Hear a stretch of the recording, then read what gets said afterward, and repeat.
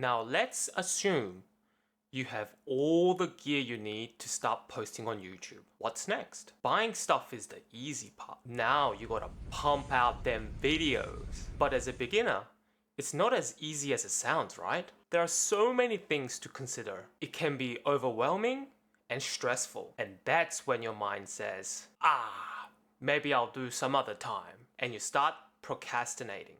Well, after completing my 30-day camera challenge, I've realized that there are 3 things that will help you upload consistently, which will help you grow as a YouTuber.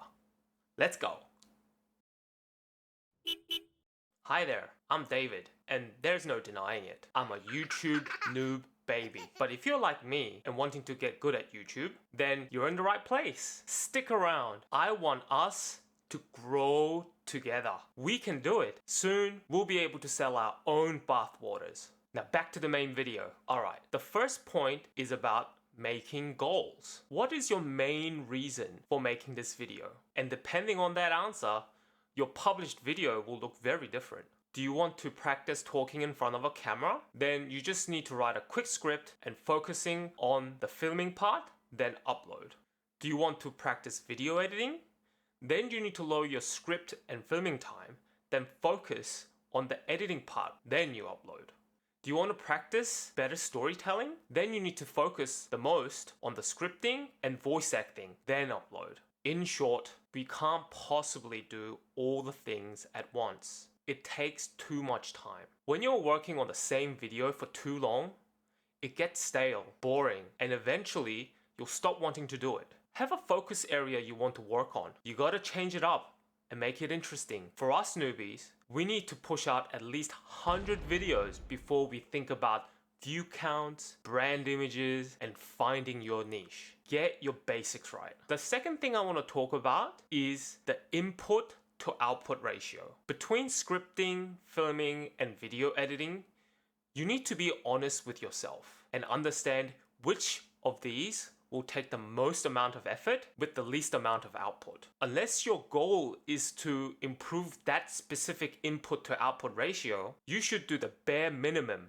and focus on your goal with the least amount of time. If video editing is the thing that takes the longest, just focus on scrubbing the video and upload.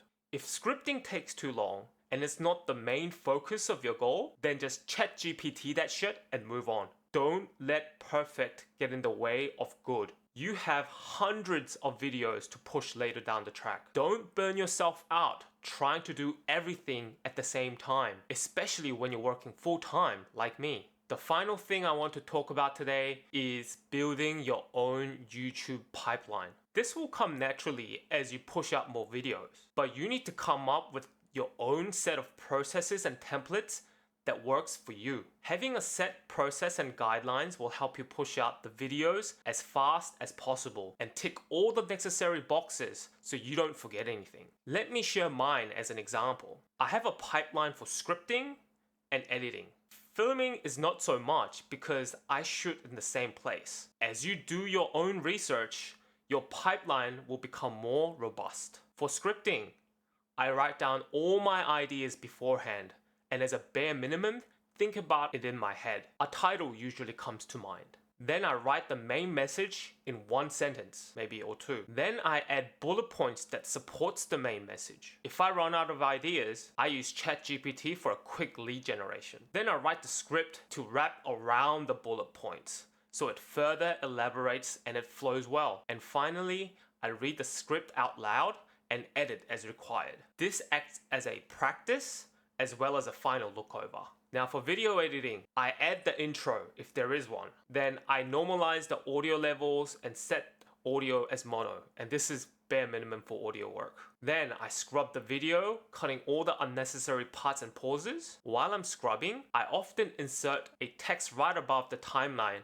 in the areas where I need to add B-roll, sound, and video effects. Then I add the outro or music at the end if there is one. And this is where my first initial pass is done. I go back to the beginning, to the text parts, and I start adding the effects as noted down previously. If I need to film a V-roll, this is where I do it. And that usually is minimal effort. And then I compile the video and then upload. And finally, I pick a thumbnail from a randomly generated YouTube selection, and that is also minimal effort. And that's it for today's video. If you want to check out another video, check out my day 27 of 30-day camera challenge, where I talk about kickstarting your YouTube journey from scratch. I hope you enjoyed today's video. Leave a comment if you're interested, and I'll see you on the next one.